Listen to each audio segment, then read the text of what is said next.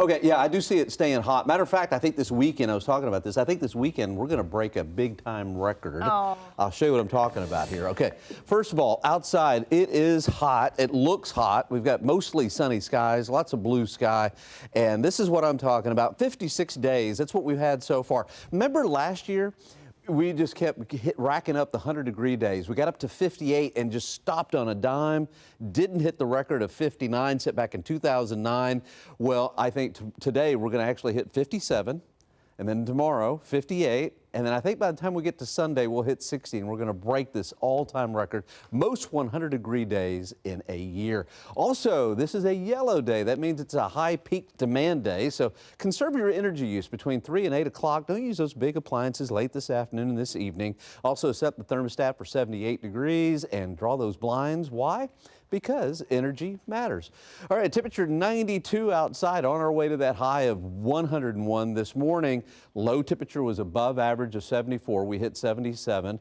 The record low is 57. Now that's interesting. It's been a while since we had a record low in the 50s, and that's just a sign that fall is around the corner. We still got a ways to go, but it's around the corner. Record high is 103. We're not going to reach that. Again, 101 for a high, and then it's going to be a real warm evening. By 10 o'clock, we'll still be in the lower 90s or right around 90. All right, we got a heat advisory for Blanco County, Hays County, down to Gonzales and DeWitt counties, and an excessive heat warning from there north and eastward. I think tomorrow we very well may be in that heat advisory criteria.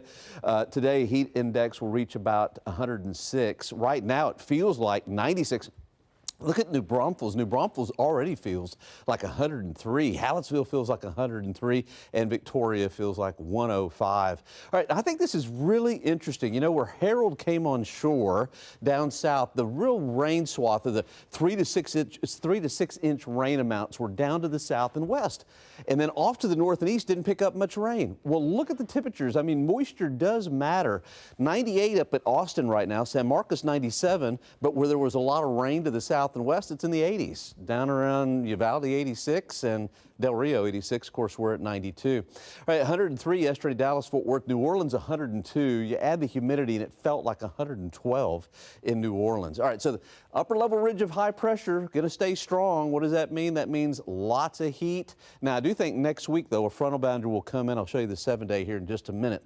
Maybe some tropical development here in the northwestern Caribbean, the eastern Gulf of Mexico, but right now it looks like the eastern Gulf will be affected, not the western Gulf. At least that's the way it looks now. 101 for a high. I know we've got some area high school football games tomorrow. There's a slight, very slight chance, about a 10% chance of an isolated shower or thunder shower. Look at this. My goodness, this is the new drought monitor. Extreme drought has really expanded. Exceptional drought has expanded as well. This is about as bad as it gets. We need some more rain. We need it bad. The aquifer actually went up a little bit, 628.3, and the pollen count, molds are 9,870 and heavy. All right, 102 tomorrow, 10% chance, not a very good chance. 102 for Saturday, Sunday and Monday. Woo, is it going to be hot? 104, but next week with that frontal boundary, 40% chance of rain on Tuesday, and highs maybe below 100 by Wednesday. Alana, you probably don't like this 7-day. No, it's not my favorite.